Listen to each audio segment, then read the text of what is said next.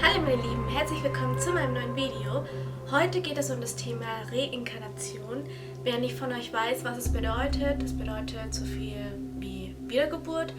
Und ich habe in den letzten Tagen 2 interessante Fälle gefunden und ich fand die ziemlich spannend und deswegen wollte ich die Geschichte euch mal erzählen. Wundert euch nicht, wenn ich irgendwie zwischendurch runterschaue. Ich habe mir nämlich Karteikarten geschrieben, damit ich nichts vergesse. Ich wünsche euch jetzt schon mal viel Spaß bei dem Video und wenn euch das Video gefallen hat, dann gebt dem Ganzen einen Daumen nach oben. Beim ersten Fall geht es um die Reinkarnation von Shanti Devi. Kurz bevor ich jetzt mit der Geschichte beginne, falls ich irgendwelche Namen nicht richtig ausspreche oder falls ich irgendwelche Städte nicht richtig ausspreche, bitte verzeiht mir. Die Geschichte von der Reinkarnation von Shanti Devi beginnt mit der Geburt von dem Mädchen Lukdi. Sie wurde am 8. Januar 1902 in Madurai in Indien geboren. Also Madurai ist eine Stadt in Indien. Und sie wurde auch mit sehr jungen Jahren, also mit 10 Jahren, wurde sie an einem Tuchhändler namens Kedarnath Chaubey verheiratet. Kurz nach der Pubertät wurde Lukdi von ihm schwanger und es gab auch Komplikationen bei der Geburt. Ihr Kind kam per Kaiserschnitt auf die Welt und Lukdi starb leider an den Folgen ihrer Geburt. Ja, und am 11. Dezember 1926 wurde dann Shanti Devi geboren, und zwar in der Nähe von Delhi. Und sie war ein ungewöhnlich ruhiges Kind. Ihre ersten Worte sprach sie mit 4 Jahren aus.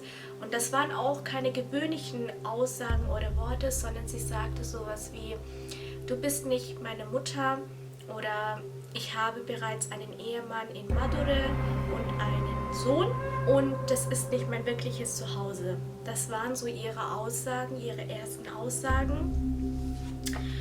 Und die Eltern glaubten das erstmal gar nicht. Sie dachten, das sind einfach nur Fantasien und sie konnten sich das auch nicht irgendwie erklären, deswegen nahmen sie das auch nicht ernst. Aber diese Aussagen häuften sich immer weiter, sodass Shanti anfing zum Beispiel zu erzählen, was sie als erwachsene damals getragen hat in ihrem früheren Leben oder was sie gerne gegessen hatte, dass ihr Mann in Mathura lebe und dass er einen Tuchladen vor dem Dwarkadish-Tempel habe. Und und sie erinnerte sich immer an mehr Dinge und zu dem Zeitpunkt war sie 6 Jahre alt. Und sie konnte dann auch das Aussehen ihres Mannes beschreiben, zum Beispiel, dass er blond war, dass er eine große Warze an der linken Wange hatte, dass er auch eine Lesebrille hatte. Und Shanti erzählte sogar von ihrem eigenen Tod. Dann wurden die Eltern natürlich immer beunruhigter, machten sich Sorgen, holten sich einen Arzt als Unterstützung, dem Shanti alles berichten sollte, und sogar dieser war sehr verblüfft, als Shanti die ganzen chirurgischen Eingriffe wirklich detailliert beziehungsweise wirklich genau schildern konnte. Die Eltern glaubten, dass Shanti eher ein psychisches Problem hatte und versuchten, die ganzen Fantasien zu unterdrücken. Und Shanti redete mit einem Lehrer, der ein entfernter Verwandter war, und willigte ein unter einer Bedingung, dass der Lehrer sie zu ihrem ehemaligen Ehemann bringen würde, seinen Namen zu verraten.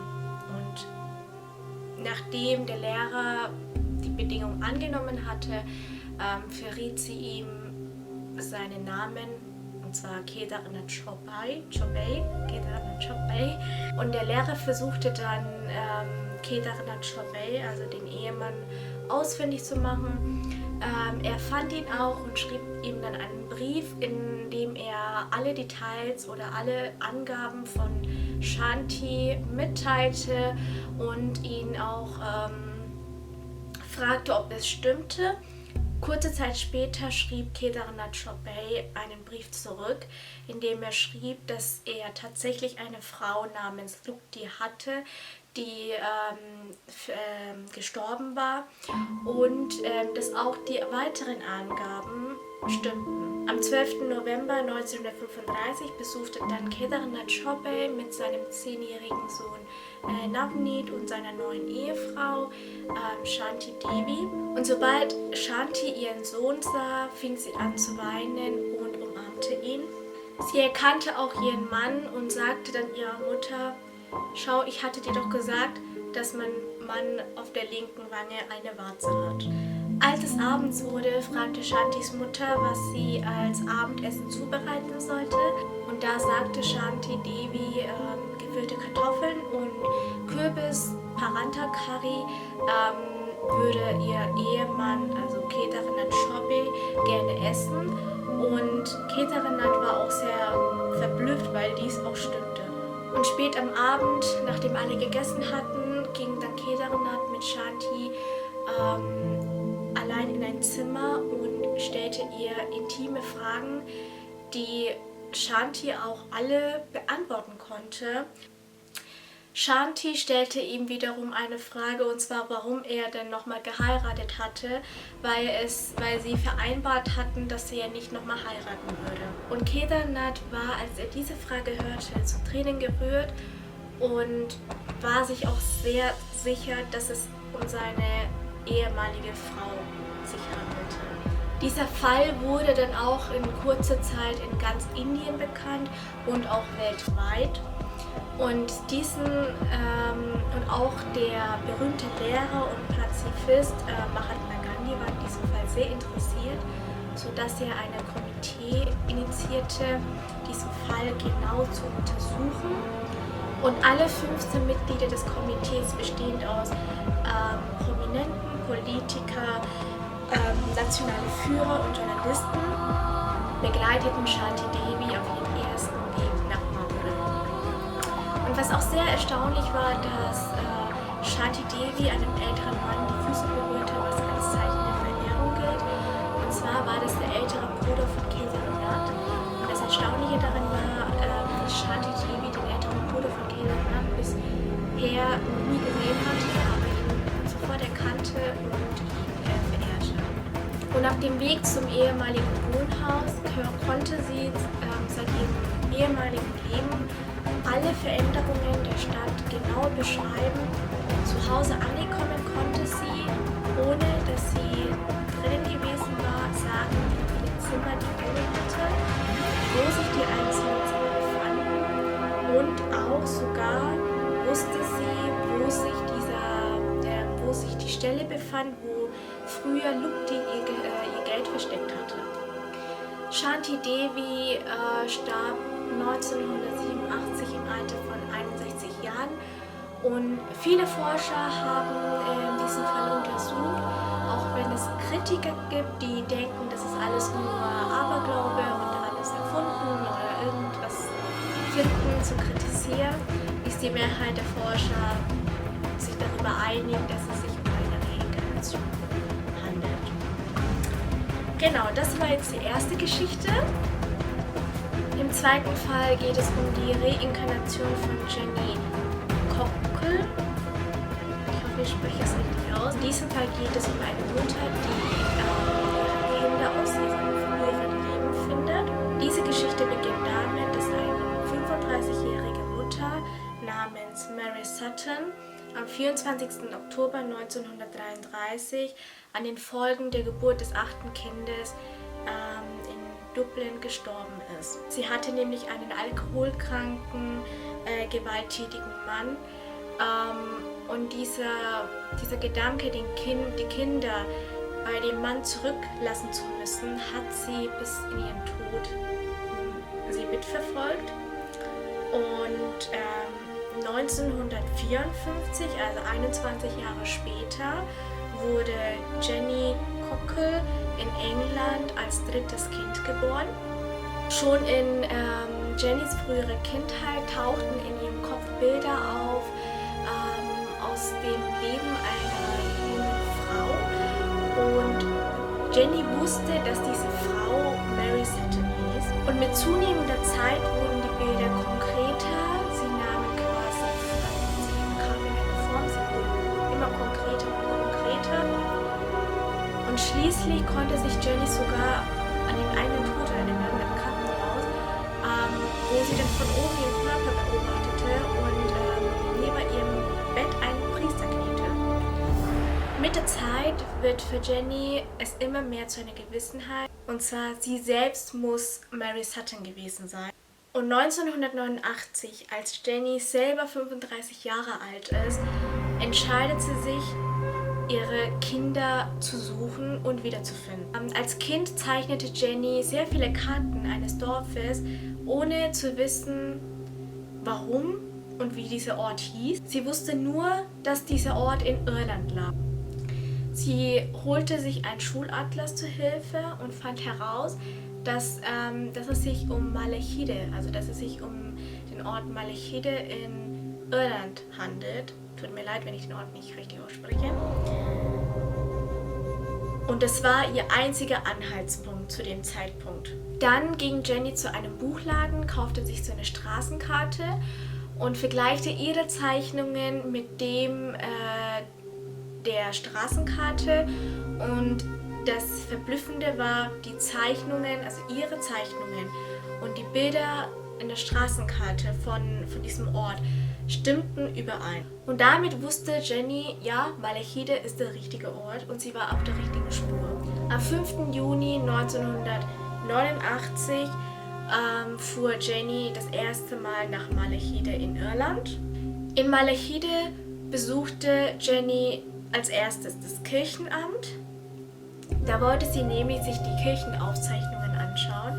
Und tatsächlich fand sie in den Aufzeichnungen, dass 1933 dort eine Frau namens Mary Sutton gestorben ist, die 8 Kinder hinterließ und die fortan in unterschiedlichen Heimen und in Familien aufwuchsen. Auf ihrem Spaziergang durch Malahide konnte sie sich an einiges erinnern. Nach und nach konnte sie sich an immer mehr erinnern.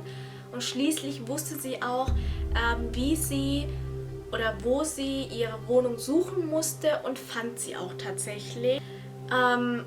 Jenny fand auch ihre Wohnung, aber da waren leider nur die Grundmauern übrig, die von Dornbüschen überwuchert waren. Aber Jenny fand den Inhaber des Hauses und dieser erinnerte sich tatsächlich an die Familie und auch an Sutton. Danach schaltete Jenny Anzeigen in den Zeitungen und sie hatte Erfolg dabei, denn sie fand heraus, dass 5 der 8 Kinder noch am Leben waren. Jetzt hatte sie Anhaltspunkte und hatte auch herausgefunden, dass 5 Kinder lebendig waren.